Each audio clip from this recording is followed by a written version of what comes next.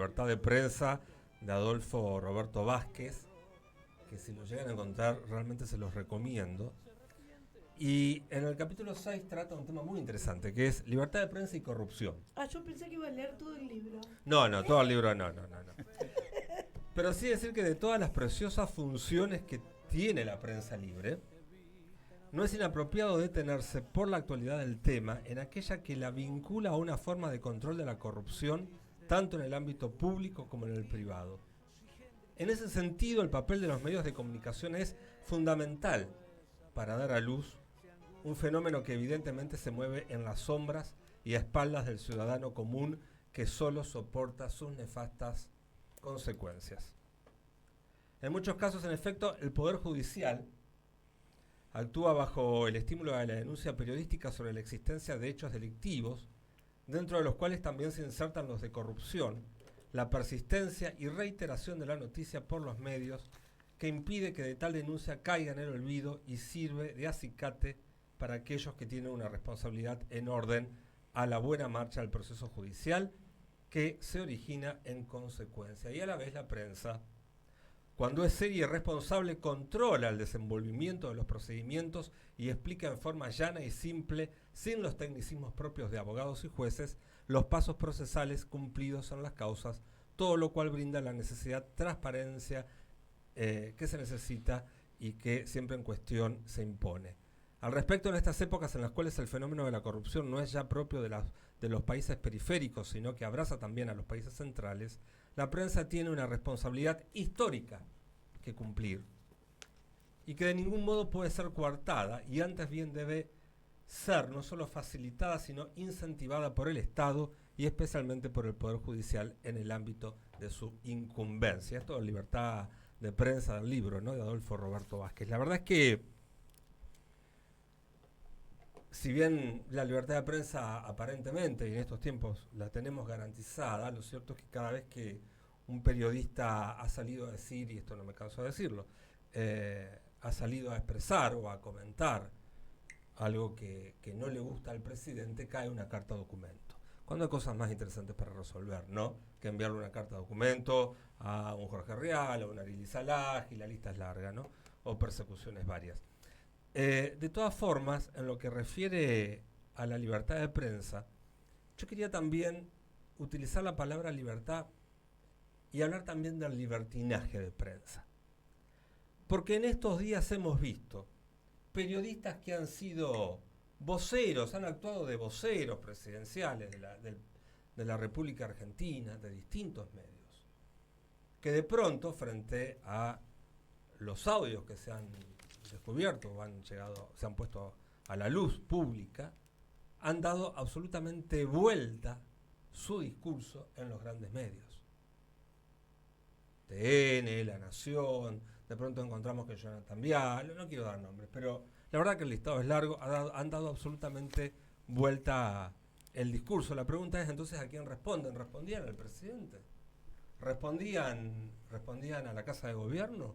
¿O le responden al establishment? Esa es la primera pregunta. Lo segundo, cuando uno hace periodismo uno tiene que tratar de ser lineal entre lo que piensa, lo que dice y lo que hace. Esto para mí es fundamental. Porque si no, en serio, la gente termina no entendiendo qué está pasando. Y ahí empezamos ya no a hablar de libertad de prensa, sino de libertinaje de prensa. Porque si yo pongo el destape, entiendo qué es lo que voy a consumir y de dónde viene el mensaje. Si yo pongo TN o La Nación, sé qué tipo de periodismo, qué tipo de noticias voy a consumir y cuál es, y de qué me quiero anoticiar o desde qué línea política lo voy a hacer, ¿no?, desde qué editorial lo voy a hacer. Pero de pronto todos se ponen de acuerdo y lo que antes pensábamos que era un mensaje que enviaba a Casa de Gobierno, ahora me parece que ya ni siquiera es de Casa de Gobierno, porque están en contra de Cristina y están en contra del presidente. Realmente es llamativo esto. Y no hay que dejarlo pasar. El ejercicio de la libertad de prensa, para que no se transforme en libertinaje de prensa, tiene que ver con la consecuencia entre lo que se piensa, se dice y se hace. Nadie se da vuelta de un segundo para el otro a la hora de hacer un tratamiento de noticia. Y sí es obligación, porque de eso se trata, Y desde los padres de la patria, que escribían, eran buenos periodistas, muchos de ellos, y grandes editorialistas, desde aquella época, el periodismo bien hecho era aquel que denunciaba y el que contaba las cosas y acompañaba. Usted, doctor, decía una gran verdad. ¿Cómo puede ser que los medios primeros tengan los fallos o tengan acceso a los expedientes antes que inclusive los mismos imputados, si es que hay imputados al menos en esta causa? ¿Cómo puede ser que el periodismo primero los tenga? Cuando hablamos de la diferenciación de poderes entre el Ejecutivo, el Legislativo y el Judicial, antes se hablaba del cuarto poder, el famoso cuarto poder, que era la prensa. Ahora podríamos decir que la prensa es el segundo poder que hace el primero, van de la mano. ¿Será por eso? Yo creo que tiene que ver con eso que dijimos muchas veces, ¿no? Esos no son periodistas, son voceros de este gobierno. O del establishment, te diría ya a esta altura. Exactamente, porque si no, no podrían tener esa información tan fácilmente, Doc. Esa es la diferencia entre periodistas y publicistas. Exactamente. Los publicistas, esto lo dijo Ali Lijalak, Tal cual. Los publicistas son los que dan la publicidad de los actos de gobierno.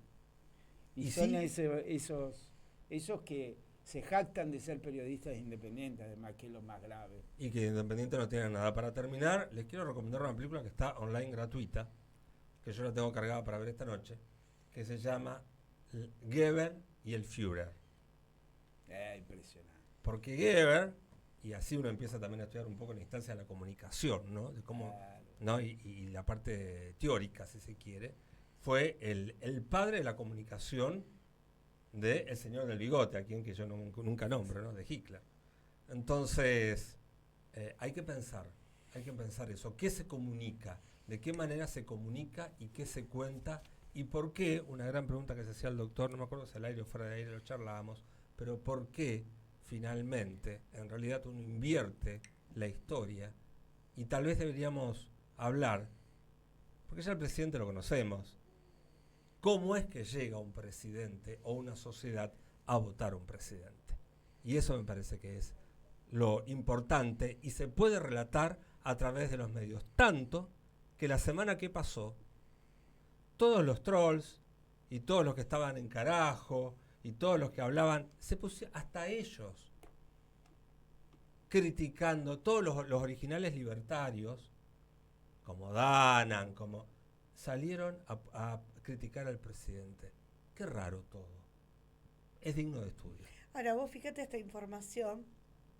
La justicia intimó al ministro de Economía a facilitar la información en el término de 5 días sobre el acuerdo con el Fondo Monetario Internacional, que nadie conoce ese maldito acuerdo con el Fondo Monetario Internacional.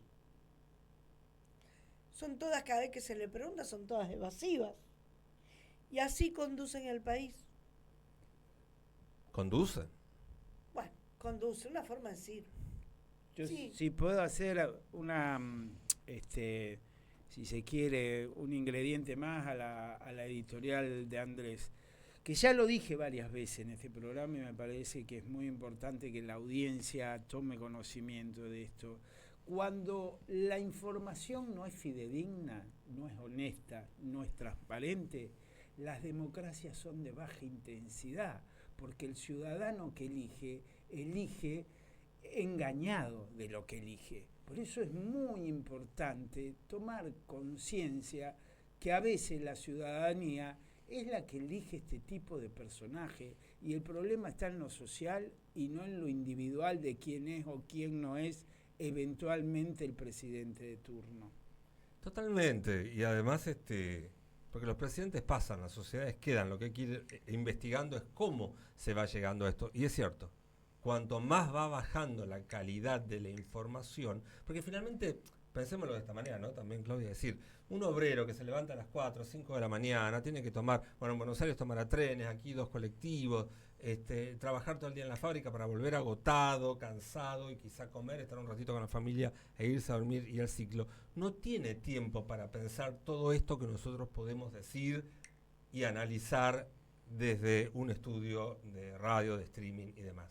No tiene ese tiempo. Entonces, apenas prende la televisión, logra captar un poquito, o pone TikTok ahora, porque además la información pasa por las redes en 30 segundos, lo cual es imposible de poder analizar una noticia. Entonces vas viendo y considerás que eso que te están diciendo es la realidad. Pero ¿cuál es la realidad entonces? ¿Quiénes construyen esa realidad? Aquellos que tienen la obligación de contarla.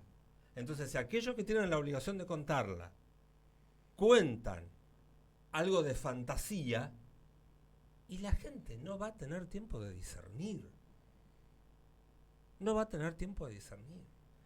Y tampoco vas a lo profundo, porque la discusión, que por supuesto yo estoy totalmente en desacuerdo con agravios, insultos, tirarle cosas a cualquier persona, ni hablar del presidente. Pero que estemos discutiendo si es un brócoli, si es un gorrito, si es la discusión es otra. Ahora te digo, donde tiraron los brócolis, van a ser el monumento del brócoli, que va a ser el monumento de la justicia. Van a ser el monumento de la justicia con un monumento del brócoli. Muy bien. Así que, muy bueno. El monumento a la justicia también hagámoslo cuando le den las prestaciones a los discapacitados.